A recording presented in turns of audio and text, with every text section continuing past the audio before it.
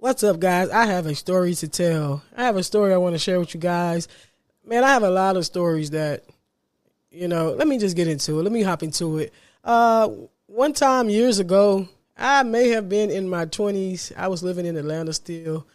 And I think I was at a Walmart because, I was working for this multi-level marketing company. We dealt with wholesale fragrances and, sold perfume and all of that. And, I was at a Walmart. And I really wasn't supposed to be there. They didn't really like us there because they sold perfume inside, but I didn't care. If this is the way I eat and make money, I'll go anywhere. I've been in funeral homes. I've been in hospitals, and I go into the nurse's break room. I've been in strip clubs and go to the back room where the strippers are and, try to sell them some. Like, I had no limits. I didn't care. All right. But this particular day, I went to this Walmart, and I even had little props.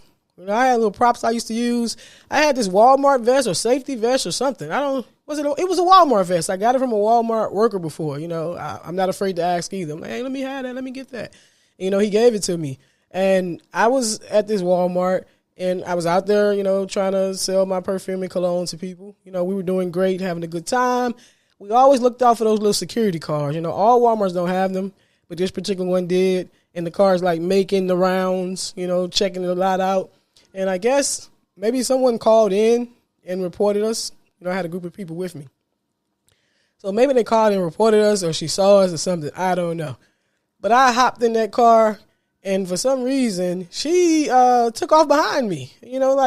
She was serious, super cop, serious, where are you going? What if, I leave this parking lot? But me, I like to have fun. I didn't care, young. So I did a circle around the actual building of the Walmart in the car. I looked back, I saw she was still following, so I did it again. And I saw she was still following. I started doing it faster and faster. And, she started to go faster and faster. And, I'm having the time of my life. The people in the car, we're laughing. We're young kids or whatever. She was like an older lady or whatever. And, finally, I was like, hey, man, let's go. So we left there. And, we had several different vehicles that were out and about in the city selling or whatever. We work for this company. So we were spread out. And when we got back to the office, and everybody was speaking of their day and how everything went. And this particular group of people who were in another car, they was talking about this Walmart that I had left. So they went to this Walmart like a couple hours after me, and they said they got put out by the security guard. And they said the security guard said, no one can sell perfume and cologne here but that car with that short girl. If the car doesn't have that short girl in here, she's the only one that can go over here and commit murder and commit a crime, and I'll leave her alone. And I just fell out laughing because, you think that, she was upset, she was mad, but that lady had the time of her life that day. It probably was a boring day. She probably felt like a kid again. We were on a high-speed chase. It felt like we were on GTA. She had a good day. So we can't forget the power of play. When we get older, we forget all the fun we used to have. We forget that inner child within us. But that made that lady's day. I used to do all kind of off-the-wall stuff. Like, I would go to a gas station, and some kind of way I had a construction cone. I told you I used to have a lot of props. I found this cone somewhere. I found it. And something told me to put on that vest and go to the side. I was at a racetrack. Go to the side of the racetrack, set that cone up, and start directing traffic, around the building where they'll bypass our car where we were selling these perfume and colognes. So, I was directing the traffic to the side of the building where my people were set up, and they were sitting there, giving them samples of perfume and cologne. So I look up, a cop came behind me, and she was like, I know you lying. I was like, what? She was like, did you really just put on this vest and set up this cone and get these people to stop to try to buy some perfume and cologne? And I was like, yeah. And then she just bust out laughing. She was laughing so hard or whatever. She was like, you cannot do that here. And I was like, oh, okay. She was like, but that's so creative, though. That's very creative. And she was just cracking up. And, cops, they usually have to be serious and, sitting there with their stone face on, whatever. But I made that lady's day. She was cracking up laughing. And for some reason, when you're having a good time and you're out and about, you can almost get away with murder because I'm pretty sure they would have been much more stern if, I was just been standing there talking to people and just, hey, do you want to buy this and this and this? They would just put me out like normal because, I was used to getting put out. I got put out like every day from different places or whatever. Like I said, I didn't care. Okay, I used to wear people down. I go to like shopping plazas and salon suites. Person put me out. This guy, he put me out every day, and I kept showing back up. And he's like, "Why do you keep showing back up here?" I said, "If this was the way you ate and made all your money in all these stores and all these people here all the time, you would be here too, or whatever." So this went back and forth for a long time. Like, this guy used to cuss at me. I think he called 911 or the police or something before, and I called the police on the other end. Like, we had this war going on for a long, long time, just back and forth, and I still showed up.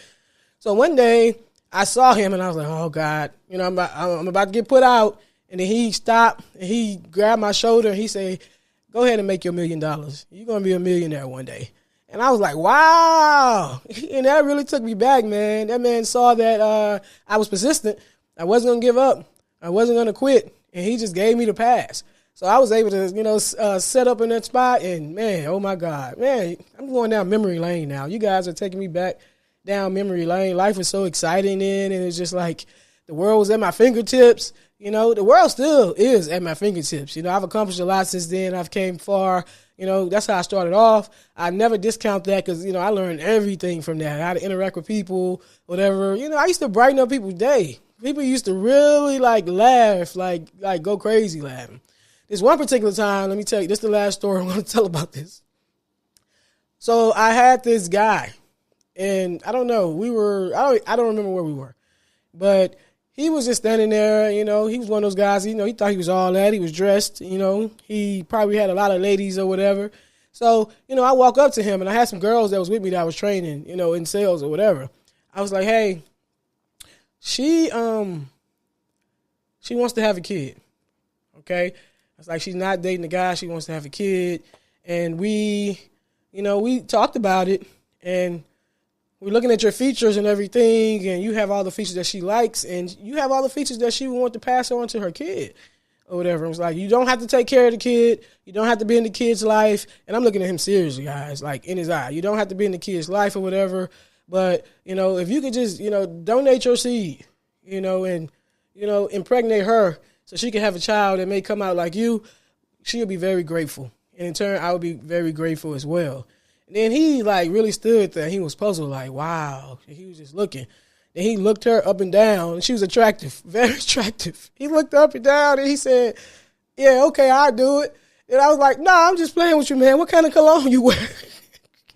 That guy was rolling, man, dying laughing. Imagine the people he went back to tell that story to. I mean, he felt good. He felt proud. The way he felt about himself, it was solidified that day. Like, wow, this girl just walked up to me and, she want to have my baby. Oh, my God. Like, I'm it. I'm the man.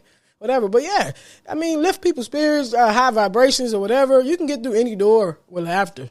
I feel like I can walk in any building, any place, talk to anyone. I can go from the boardroom to sitting outside on the street corner, because of my personality, high vibrational. I like to deliver love, peace. I just like to have a good time. So we can't lose sight of the power of play. Have fun. When is the last time you went out and really did something fun that just very unorthodox for you right now? When is the last time you did something that you did when you were a kid? All right. Picture this. This is something that's going to, really skyrocket the mood in your house. All right. Right now, inflation's high. A lot of people are struggling. A lot of people are, not doing their best right now. And I understand. And I see a lot of solemn faces walking around. I see a lot of disappointment. I see a lot of people just trying to push through, just trying to make it or whatever. All right. So this is what you do. And your entire house is going to have a good time. You can use this method or whatever, but just do this. All right. It's going to lift your spirit no matter how much money you have. What I'm about to tell you, you can go to Dollar Tree or Dollar General or something, and you can make this happen. So while your kid is at school, go to the store and buy a lot of water balloons. Well, they're like $1 a pack, and or buy water guns. It's still hot right here in the South. I don't know about other places. It's still, the heat is heating outside. So, go buy a lot of water balloons and just get a big bucket or get a big container and just fill them up. Fill them up with a lot of balloons, and if it's in your budget, get the water guns, get the big ones or whatever. It may not be, but the water balloons, you can probably get a bag of those for $1 or $2 or whatever. And you just fill those up or whatever. And when your kids get home from school, have a note on the front door that say, You have 5 minutes to get out of your school clothes and throw anything on. We are about to have a water balloon war or a water gun war. I have sights on you right now, and I'm counting down. The countdown starts now. Watch those kids take off and go to that room and tear off those clothes, throw on anything, and run back outside. And when they run back outside, you can have the bucket of balloons sitting there now where they can see it. Or if you're going to do the water guns, you can have like a spot where they can look for it at. After they get dressed, you can have a note. Once you're done getting dressed, go look on the side of the trash can. And when they run over there, they see the big gun filled with water or whatever. And then when they come out, you just start throwing the balloons and you just start shooting at them, having a good time, a good old family time. I don't care what your circumstances are. I don't care what you're going through, whatever. I kid you not, that mood in the house is going to change. Those kids are going to be talking about it. They're going to go to school. They're going to talk about it. You're going to be talking about it at work. You're going to feel good. I don't care what bills do. I don't care what you're trying to figure out. That stuff still is going to be there. Those problems are still going to be there. You got to have fun. We only have one life. You got to, make every moment count. They're going to remember that forever. And then when they have children, they're going to pass stuff like that on to their children as well. All right? So, we can't lose sight of that. Have fun.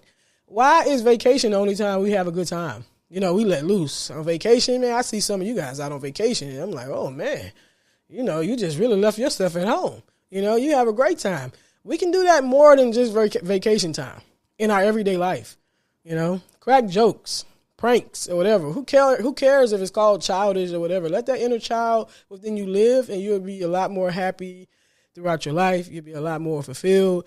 You'll be a lot more creative. When you go to work, you'll be in a better mood. It'll change the mood and everything. Do it with your significant other. When the last time you and your significant other went to Dave and Buster's or something like that? Go to one of those jump parks without the kids. Just you and your significant other, and just go out there and watch each other break your necks, because you probably will. Don't try to flip. I don't know. Don't try to flip, because you definitely probably break your neck. But we have to learn to have fun. It is so much power in the play. And, you can't lose sight of that. We've come a long way. We up there at 30s and 40s now. Life is so serious. We have a lot of stuff going on. In the midst of all that stuff, find yourself a little bit of peace and a little bit of happiness. All right? Just a little bit. Not too much. You don't have to do it all the time. Me, I would say do it once a week. If you're able to, do something fun. Do something spontaneous once a week. And you're doing that to raise your mood, raise your vibration. Do me a favor right now, wherever you're listening to this at, whether you're smiling or not, just smile for no reason. All right? Just laugh for no reason. Just smile.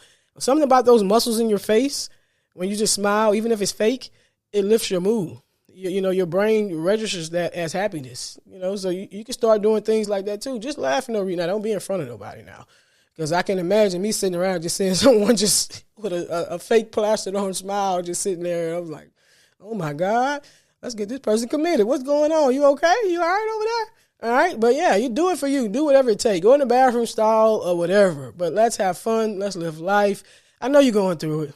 I know it's rough. I know it doesn't seem like it's getting any better, but there is always the pot of gold at the end of that rainbow. All right. So, and after it rains, what comes out? That rainbow. So it's coming. Get ready. All right. But you can't let yourself fall into that space. Don't slump into that space. Don't let the darkness consume you. Bring some light into that darkness, and you can do it with simple things, simplicity. Have fun, have a good time, watch an old movie. I laugh at anything. I know this is going to sound bad. Me and my family, I've laughed at a funeral before, not because of the actual funeral, what the purpose of us being there. Because I'm just so goofy. Someone was making a speech, and they was like, this person really loved us. They loved it us all. And when they said they loved it us all, oh, my God, man, I passed out laughing. In the middle of a funeral, when everybody was supposed to be sad and all that, man, I can't help it. Well, I cannot help it, man. I was dying laughing. All right? And, I'm looking like a little kid that thought I was going to get in trouble, embarrassed or whatever. I couldn't hold it. Those laughs that you can't hold in? You just can't help it. It's quiet. It's a different type of environment, and you just burst out laughing in front of everybody. Everybody's looking at you like, what is going on? At a funeral at that. Come on now. I have no chill. All right? But let's live life, and let's have fun, and let's love, and do something different for your spouse or your mate. when you get home. Leave them a note, a scavenger hunt around the house or something. Tell them they can't eat until they find these special clues or whatever. If they're going to starve to death if they don't participate. Anything, just have fun. One life. Those issues are going to be there. What I always say, negative and positive balances are a part of life. Right now, you might be in the negative part. What I say, but we're going to take that hit, we're going to regroup, and we're going to get back to work. But you can't lose yourself in the midst of that, okay? But I just want to keep it light today, a little laughter, share a little laughter with you guys today. And, of course, what just happened to you. You just got stroked up. Bye.